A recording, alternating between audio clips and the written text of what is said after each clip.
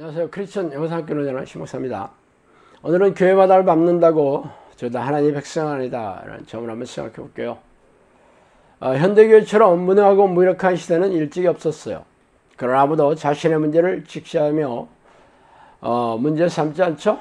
그래서 교회가 무지막지하게 떠내려가고 있는 중입니다. 그러나 하나님은 이 무너진 교회 잔해 덤이 애써도 천국에 들이실 백성을 찾아내어 천국에 들이시고 싶어 하시죠. 그래서 오늘 어떤 사람이 암울한 시대에 하나님이 찾으시는 사람인지 성경의 인물을 통해 한번 살펴보고 싶습니다. 먼저 아브라함이에요. 현대교회는 이 시대가 성경이 완성된 시대이므로 주일성수의 교회 봉사를 하면 천국을 따는 당상이고 하나님의 도우심으로 축복을 받아 성공하고 부자가 되며 떵떵거리고 살 거라고 말하고 있죠. 성경이 완성된 시대라고 해서 현대교회가 특별한 수혜자가 된 것처럼 말하죠. 그러나 성경이나 교회, 목사나 교인이 전혀 없던 시절에 하나님의 특혜를 받은 사람이 있습니다. 당연히 예배도 드리지 않았고 교회 봉사도 안 하지 않았으며 성경이 없었으므로 하나님의 뜻에 대해서도 별 아는 게 없었어요. 그러나 아브라함처럼 하나님과 깊은 교제를 나눈 사람이 세상에 어디 있습니까?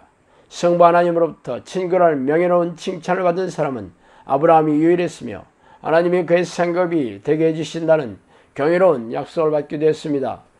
그렇다면 아브라함이 했던 신앙 행위는 무엇입니까? 그는 가는 곳마다 단을 쌓고 하나님의 이름을 불렀다는 것밖에 없죠.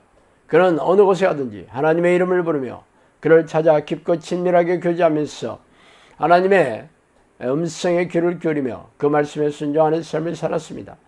그래서 아브라함으로부터 하나님에 대한 신앙을 배운 자녀들은 죄다 성경의 위대한 인물이 되어 모든 크리스천들의 추앙과 존경을 받고 있지 않습니까? 성경도 없으며 예배와 교회 봉사도 하지 않았으며 전도를 위한 어떤 행위도 없었던 그들이 왜 이런 축복의 수혜자가 되었냐고요? 그들이 있는 곳에서 항상 하나님을 찾고 부르며 하나님과 교제하는 자녀들이었기 때문입니다. 두 번째, 바리새인과 서기관들이에요. 바리새인과 서기관들은 예수님 당시에 유대교 지도자들이었습니다. 당시 이스라엘은 로마 제국에 멸망당해 식민지 상태에 있었으며 대부분의 백성들은 로마 당국과 유대교 지도자들의 수탈로 인해 고통스러운 삶을 살고 있었기에 하나님에 대한 믿음이 거의 식어져 있었죠. 그러나 바리새인과 서기관들은 조상에게 나타나신 여호와 하나님에 대한 견고한 믿음으로 모세가 시내산에서 받은 600가지가 넘는 율법의 조항들을 철저하게 지키며 당시 구약 성경이었던 모세경을 암송해서 백성들에게 가르쳤습니다. 그래서 하나님께서 메시아로 보내주셔서 로마로부터 해방시켜 주심을 바라고 하나님의 통치하심으로 천국을 누리고자 하는 선민 사상으로 똘똘 뭉쳐있던 사람들이었어요. 그들은 모세로부터 받은 율법을 철저하게 지킴으로써 자신들의 견고한 믿음을 드러냈죠.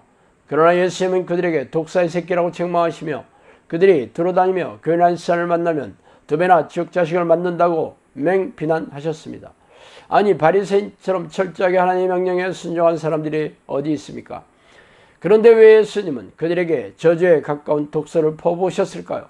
그들의 종교적인 신앙행위의 성례나 목적, 동기가 하나님을 기뻐하며 찬양하며 영광을 돌리기 위함이 아니라 자신들의 종교적인 의를 드러내고 자기 만족으로 삼았기 때문입니다. 말하자면 하나님의 이름을 앞세워 자신들의 영광을 받고자 했기에 예수님은 그들의 위선을 콕 집어 드러내시고 책망하셨던 것입니다. 그러므로 바리새인과 서기관처럼 불쌍한 사람이 세상에 없겠죠. 평생 하나님이 명령하신 계명을 지키기 위해 헌신했지만 예수님으로부터 외면을 받아 지옥의 물길에 던졌으니 말입니다. 세 번째, 현대교회 목사와 교인들입니다. 새 신자가 교회에 나오면 가르침을 요구하는 신앙행위들이 무엇입니까? 3분짜리 영접기도에 동의하고 교회 만화를 밟으면서 주일 성수를 하면 구원이 확정되었다고 선포하며 성령이 안에 계시다고 가르치고 있죠.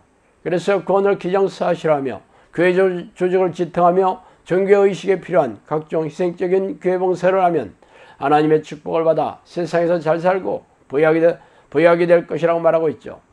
그러나 현실은 차갑게 그지 없습니다. 희생적인 신앙행위를 열정적으로 했던 교인들이나 하나님을 모르는 세상 사람들이나 별 차이가 없기 때문이죠. 이혼율도 차이가 없고 사업이 망해서 빚더미에 오르거나 자녀들이 비행청소년이 되는 것도 세상 사람들과 별 차이가 없습니다. 성경이 완성된 이 시대에 하나님께서 불러주셔서 1000만 명에 가까운 교인들과 수십만 명의 목사, 수만 개의 교회가 넘쳐나는 축복을 받는 한국교회라고 즐거운 비명을 쏟아냈지만 90년대를 정점으로 한국교회는 세라교회를 거듭하다가 2년 전에 코로나로 인해 넘어지던 교회에 아주 치명상을 입었죠. 현대교회처럼 무능하고 무기력한 교회가 세상에 또 어디 있었습니까? 아브라함은 교회도 성경도 목사도 교인도 없던 시대에 오직 하나님의 부르는 기도로 믿음의 조상이라는 명예로운 인물이 되었습니다. 그러나 모세가 하나님으로부터 받은 600가지가 넘는 율법들을 철저하게 지켰던 바리새인과 서기관들은 예수님으로부터 저주와 책망을 들으며 지옥불에 던져졌죠.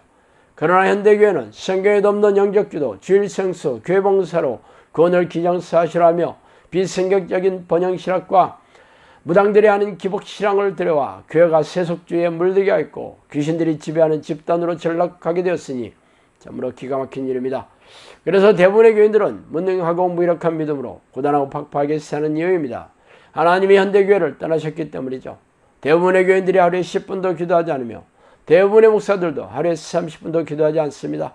예수님의 신부라고 자처하며 신랑이신 예수님을 이처럼 만나기 싫어하니 기이하고 섬뜩하지 않습니까?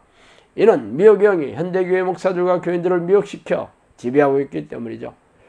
그러므로 당신이라도 살려면 그런 교회에서 뒤도 돌아보지 말고 도망치시기 바랍니다.